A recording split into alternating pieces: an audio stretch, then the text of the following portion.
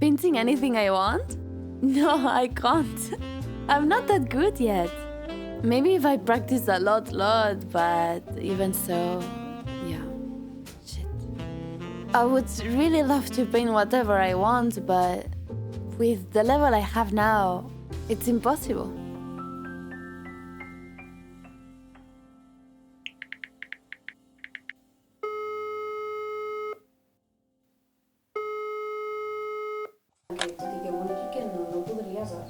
No, si els dibuixos no estan malament.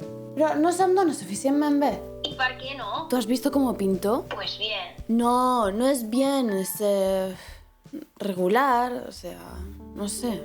Se nota que no soy principiante, ¿no? Pero caballos. ¿Estás de broma? Pero si todos los animales te salen bien, pues eso igual. No, es para expertos eso. Tía, yo te veo capaz. ¿Cómo me vas a ver capaz? Hazlo sin más. Si te sale mal, lo borras. Y gastar pintura y tiempo. 1, 2, 3. For the past few days, my sketchbook has been consumed by a single theme. And it's quite obvious, right? The amount of horses I've sketched and saved as inspiration were getting out of hand. But the thought of actually painting them felt a bit intimidating. To an academic art lover, painting a horse feels like something only a truly knowledgeable, worthy painter should attempt. And I just don't feel quite there yet, so why even try? Believe in yourself. Lately, ever since I started my good enough method, some of my inner voices have become more encouraging. But let's be real, it's only been a few weeks. A new mindset can't undo years of bad habits that quickly. And to make things worse, my perfectionism seems to be best friends with my imposter syndrome. Right now, they're teaming up against that one supportive voice, and I really want to make it stop. I have people around me that believe in me, and it's about time I do the same. And for that, I need to take action. This is the most tiring, but also the most rewarding step. And it helps me determine if my painting will be worth a try. So let's go, it's time to test myself in the sketching phase. And big surprise, I don't tone my canvas or do any layer of underpainting, so you won't get that satisfying shot from me. I prefer to do as few steps as possible, but it also makes me wonder if it's because I'm too impatient. It's true that the people who know me often say that patience isn't my thing. I hate wasting time. So painting a la prima fits my way of thinking perfectly. It's fast, direct, and with no pauses in between. When I need to prove to myself that I am capable of my next project, I pull out my most reliable sketching technique. A mix of sight size and comparative measurement. It's a bit difficult to learn, but now I can scale anything, copy anything, and it just makes my life a bit easier, you know? So, even if it's tough, it's worth it, I would say. It's also cleaner and less time-consuming than adding an infinite amount of lines to copy a reference image. And what I love the most about this technique is that I can modify the composition while I'm still sketching. If I do all the changes now, the painting stage will be much more straightforward.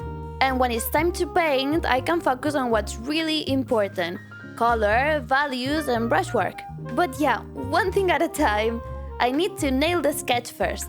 It's really interesting, right? I adore this stage. It tires me out like crazy because even if I'm placing lines quickly, my mind is seeing this. It's like doing countless mathematical calculations over and over, remembering what each line corresponds to in the reference image and being able to adjust it. The goal is to correct things in a way that doesn't create chaos for the next painting phase. So basically, doing this instead of this. But I usually manage, unless, of course, the sketch is just too far off, in which case I just grab one of my useless towels and I smudge all the sketch and start all over again. But don't worry, because this time it did not happen. Just the fact of hanging my painting and seeing the sketch done made me feel so relieved. But I know I would feel terrible if I ruined a good sketch with a poorly done painting stage. So it might not seem like the best advice ever, but I take this step very seriously. At this point, my most important advice is to take some time to breathe.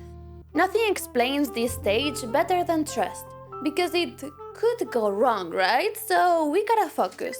To start the coloring stage and convince myself that I am capable of this, I always need a calm start. A relaxing breakfast, a focused look at how artists I admire paint, and a quick check at my recent work. It's a fast reminder of where I am and where I want to go. It might seem like a vague ritual, but it pushes me towards my goal one painting at a time. This way, it doesn't feel discouraging and it prepares my mind to do a good work. When I feel ready, I mix the main colors and I remind myself of this simple rule. If the first colors are well placed, the rest will follow. You'll notice that this time I'm taking the fat over lean rule more seriously. Explained briefly, with oil paints you should start with a thin, fast drying layer and put more oil the more you go. If you don't do this, with time the paint can crackle. And that is why artists often use a medium in the early layers to thin the paint. It's an easier and faster way to start, but many of those mediums are also very toxic. Like very, very toxic. So I prefer to avoid them completely. For me, taking this rule seriously basically means I didn't add extra oil to make my paints runny. If I'm sure it's only going to be a few layers, aka working a la Rima, then using oily paint from the start is correct. But this time I wasn't sure how it would turn out, so I prepared the canvas to handle multiple layers. Because, my little devil was still watching over me. That meant leaving my linseed and clove oil to the side for a while. I know, very sad. And that's why you'll see me paint more aggressively this time. But don't worry, because using a big quantity of paint can be as pretty as runny paint. And on top of that, it adds way more character. As this painting continues, you'll see the progression, from very thin, dry layers to smoother transitions and finally bold, thick brushstrokes. It's when the painting is fully covered that a new challenge starts, knowing what to correct. To figure it out, I have to stop thinking like a painter and start seeing it like a viewer. Maybe that's why it's also easier for others to support us. They don't see our art in the same way. A viewer focuses way more on what's good in the painting and doesn't feel like a failure when they spot a mistake. And I want to be able to do the same. So I came up with a simple trick. I try to see my paintings with fresh eyes. Let's get some context. Imagine you're someone else. Not an artist, but not a critic either. Just someone who enjoys art as a viewer, without overthinking it. If you were that person, how would you see your work? Thinking like this, I start to look at my painting from the outside. I ask myself if anything looks off or weird somewhere, and on a happier note, I also take a moment to just appreciate how beautiful it's turning out. That's probably the first thing others notice, and I should do it too. If you see a mistake, there's no need to analyze it further. The technical corrections are for later.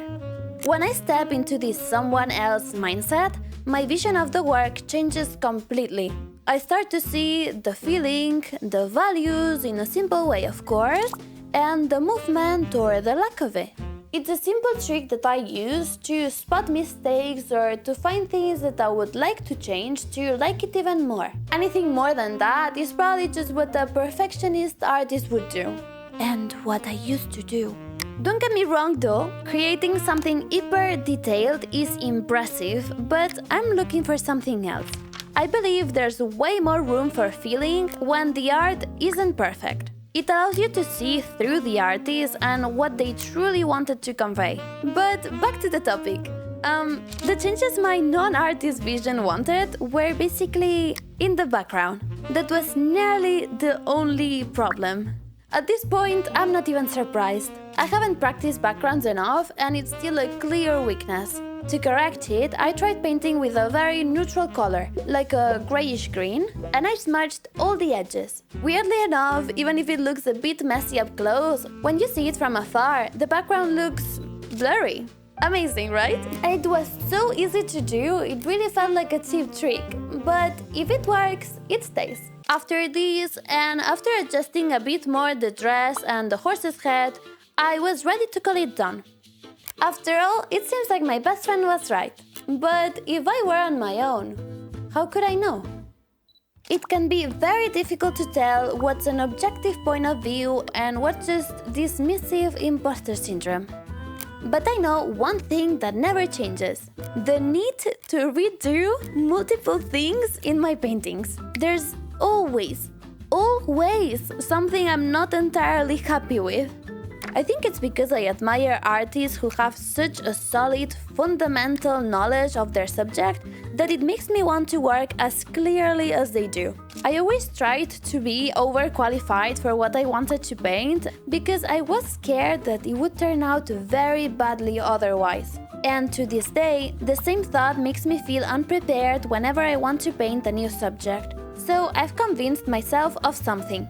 Getting better at portraying feelings is far more important than perfect technique. Being a professional painter will come with time and practice. As long as I focus on the feeling, the rest will follow.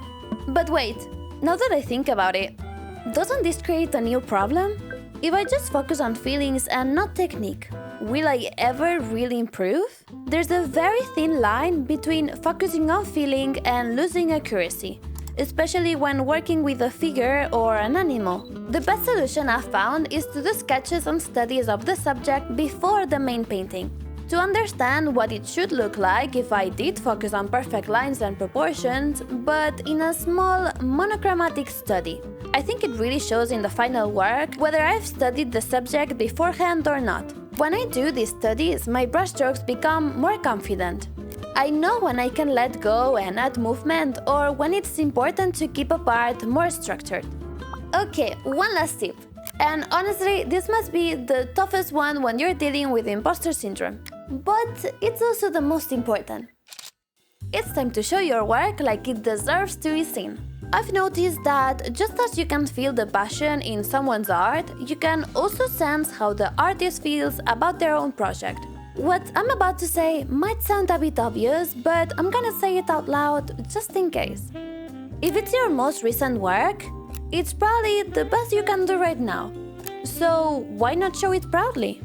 If you check my Instagram account, wait, not this one, you'll see I focus on sharing my art in the best possible way, almost as if it were someone else's work. The way I talk about my work, how I share it, and the care I take in shooting and editing my visuals, it's all part of the painting process. These decisions, even when the painting is signed and finished, add an extra layer of life to the artwork. And you've probably noticed I stick to a single visual theme, taking pictures when there's sunlight and using black and brown tones whenever I can. But you might be thinking, what does this have to do with the imposter syndrome? It might seem like I'm going off topic, so let me prove my point. If I let myself think this is just a painting, I wouldn't give it much thought. So I would take a picture like this, and it would probably be enough because it's nothing amazing, it's just my painting. Anyone could do better, right? So just a simple description and voila, it's done. But if I were to follow my own advice, thinking proudly of my own paintings and presenting them as if they were by someone I deeply admire, then everything changes. An image like this won't do. I need something that shows how precious it is. And of course, some editing. That's how you show off your favorite artist. And for the website, I could write a whole description about everything I like. But you know what? For this painting, I'm just gonna talk about the feeling. Something brief and warm, like the feeling I get when I look at it. And for YouTube, a simple video with my phone won't do. It has to be something that matches how rich and charming the painting looks. Yeah, that's better. Do you see the change? Remember that there's a feeling you portray in the painting and another you can choose after it's done. When they align, the viewer connects with your art on a much deeper level. So talk well about your art, okay? You'll do even better in the future, but for now, showing how proud you are of where you've arrived is the most important step. I've finally given all my tips and tricks to destroy your imposter syndrome. But if you watched my previous videos, you might know I'm not done yet. it's time to talk business. I love to show how I price my art and what's new on my website. But this time, the price will be lower? Wait, is my script alright? Let me speed up the calculation a bit because this is an important topic. And ta-da! You see, that's a significant drop, but it has an explanation. I've always calculated my prices by looking at popular online galleries and their emerging artists. But recently, I've noticed it's becoming more and more difficult for people to purchase art. My work is still slow to produce and of extremely high quality. But life is expensive and I'm not a widely known artist yet, so you see the win-win scenario, don't you? From now on, I'll price my work as high-quality products instead of luxury products. So if you visit my website now, it should look something like this. And of course, only the price has changed. The luxury quality is still there. After trying to change both my perfectionistic mind and my imposter syndrome, I've been feeling a bit dizzy. For sure, these changes are making me see my work with better eyes. I gotta say that painting whatever I want and thinking that my art is pretty is not something that I used to do. Oh, but wait, I have something important to do.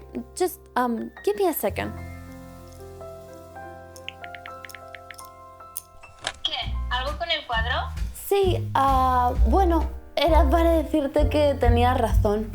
Me ha quedado bien. Ah, lo sabía. De hecho, está de puta madre. ¿Ves? Deberías escucharme más. Ya lo sé, ya. ¿Y entonces qué? ¿Para mi taller? No, que este fijo lo vendo. Ah, vale, vale. Va, te hago uno. ¿Qué quieres?